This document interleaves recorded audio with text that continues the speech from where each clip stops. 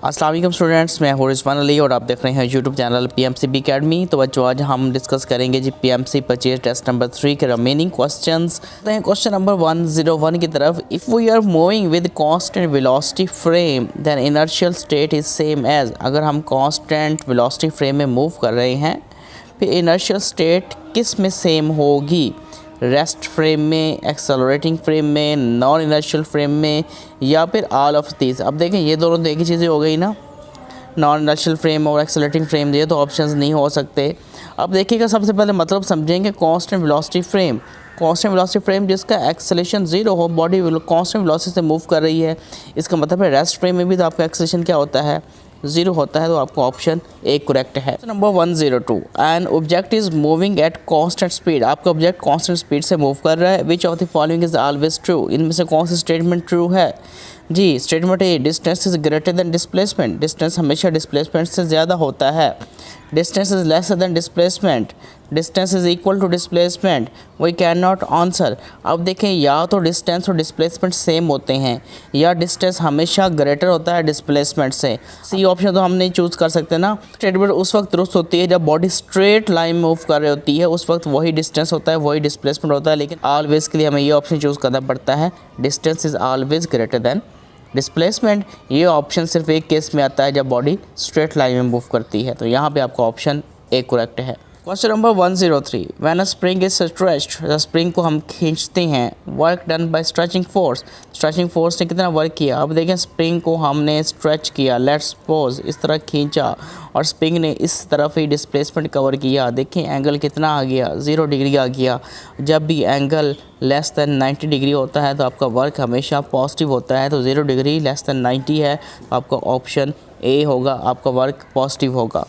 Number 104 कहता है you have 3 capacitors. आपके पास 3 कैपेसिटर्स हैं और तीनों ही आपके पास 2 माइक्रोफैरड की हैं।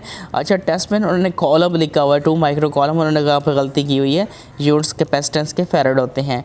In which of the following combinations of 3 capacitor the resultant capacitor 6 microfarad.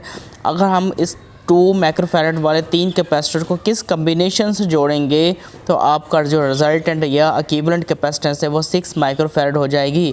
अब पहला ऑप्शन है all of these capacitors in series. अगर सीरीज़ में जोड़ते हैं तो आपका ये आंसर आएगा 1/2 + 1/2 + 1/2। एलसीएम लेंगे 2 आएगा, 1 1 1 आपके पास, 3/2 इसको उल्ट कर दें 2/3, ये तो 6 ना हुआ। आखिरी ऑप्शन आपका आंसर आएगा, बाकी को मैं डिस्कस नहीं कर रहा, आप लोग चेक कर सकते हैं।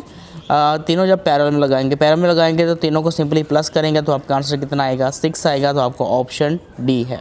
The use of capacitor filter आपको पहले भी पता है कि आपके पास एक डिवाइस होती है जो पल्सेस को ख़त्म करती है। जब AC DC में कन्वर्ट हो जाता है तो उसमें पल्सेस होती हैं या रिपल्स होती हैं, उनको ख़त्म करने के लिए हम फ़िल्टर का इस्तेमाल किया जाता है। हम कैपेसिटर को भी फ़िल्टर के तौर पर इस्तेमाल कर सकते हैं। कब कर सकते हैं भाई?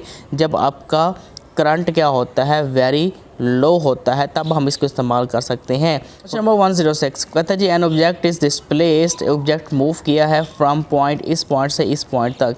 इस पॉइंट से इस पॉइंट तक डिस्प्लेसमेंट हम फाइंड करते हैं जी। 1 में से 0 माइनस कर दें, आपके पास आ जाएगा जी 1 आए। 4 में से 1 निकाल लें, आपके पास 3 आ जाएगा। 3 में से 1 निकाल दें, आपके पास 2 आ गया। ये उसने डिस्प्लेसमेंट कवर किया। कितनी फोर्स लगी उसके ऊपर? इतनी लगी। हमने वर्क कैलकुलेट करना है। Work is equal to F.D। F की वैल्यू आपके पास कितनी है? I + 2J + 3K। ये वैल्यूज़ हमने पुट कर दी। ये सब डिस्प्लेसमेंट है। इन दोनों का डॉट प्रोडक्ट ले लें। 1 को 1 से 1 आ गया। 2 3 बार 6 और 3 2 बार 6, 6 बार 12, 12 और 1 13। आपके पास 13 जूल आंसर आ गया, जो कि आपका ऑप्शन ए है। Question 107, when bulb is turn on. जब बल्ब ऑन करते हैं क्या ओम्स लॉ एप्लीकेबल होता है? जी बिल्कुल भी एप्लीकेबल नहीं होता। उसकी वजह क्या है? जैसे हम बल्ब को ऑन करते हैं तो फिलामेंट का टेम्परेचर बढ़ता है। जैसे ही टेम्परेचर बढ़ेगा, टेम्परेचर बढ़ने से रेजिस्टेंस में तब्दीली आएगी। जब रेजिस्टेंस में तब्दीली आएगी तो ओम्स लॉ एप्लीकेबल नहीं होता, क्योंकि ओम्स लॉ कहता है रेजिस्टेंस कांस्टेंट रहनी चाहिए। टेम्परेचर की वजह से रेजिस्टेंस कांस्टेंट नहीं रहती, इसलिए आपको ओम्स लॉ एप्लीकेबल नहीं होगा। Number 108, a wave passes through a medium. एक वेव मीडियम में से गुजर रही है। ईच पार्टिकल मीडियम पर हर पार्टिकल मीडियम 100 वाइब्रेशंस कंप्लीट करता है 5 सेकंड के अंदर। तो उस वेव की फ्रीक्वेंसी फाइंड करनी है। तो फ्रीक्वेंसी का मतलब क्या है, number of vibrations over time, कितने वाइब्रेशंस हैं, 100 वाइब्रेशंस हैं, कितने टाइम में, 5 सेकंड में। 100 को 5 पे डिवाइड करेंगे, आपका आंसर आ जाएगा 20 हर्ट्ज, जो कि आपको ऑप्शन बी है। Question number 109, identify the factors on which mutual inductance does not depend. Mutual inductance किसके ऊपर डिपेंड नहीं करती जी, रिलेटिव ओरिएंटेशन पे भी डिपेंड करती है, सेपरेशन ऑफ की कॉइल्स पे भी डिपेंड करती है, परमिएबिलिटी पे भी डिपेंड करती है।